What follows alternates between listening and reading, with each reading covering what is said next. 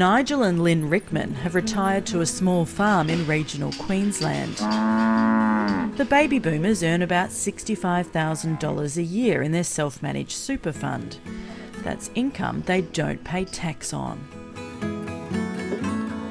The present system is favouring us and those above us greatly. The Rickmans think this should change to help repair the federal budget's black hole. Well, clearly the government needs to provide services to all the people, and why should we get a free run? Frances Harper feels the same way.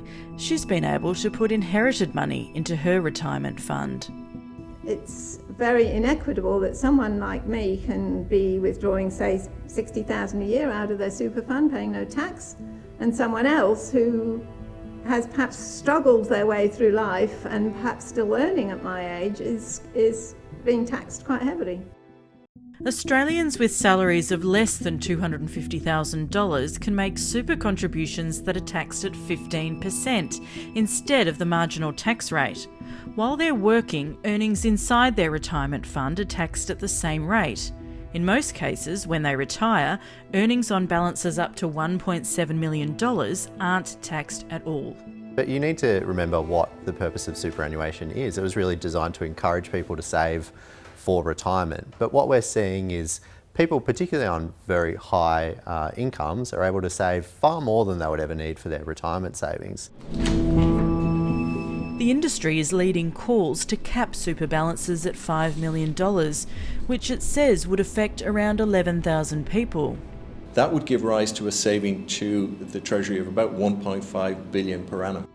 Modelling suggests that measure, along with taxing all retirement earnings at 15%, reducing the concessional contribution cap to $15,000 and lowering the threshold so that more Australians pay an additional 15% tax, could collectively raise $8.5 billion a year. It's about who's missing out because we don't have the funds coming in to pay for some of the services that people need. And aged care, we know that's under huge pressure. We know the healthcare system is under huge pressure. And so it's really a question of redistribution and reallocation of that money. In the 2021 financial year, the age pension took $53 billion out of the public purse, while super tax concessions amounted to $45 billion. And that's expected to grow, overtaking the cost of the age pension by about 2040. Richard Robinson sacrificed holidays to have a reasonable retirement. On three. He says previous changes to super in 2017 cut his nest egg by a third. I worked very hard during my working life. I contributed a lot to government revenue during my working life. I don't think that it is reasonable for the government to now come and say, oh well, we know we had these rules, but we've changed them for you because we think you've got some money that we'd prefer to have. Penalised for what he says is being prudent.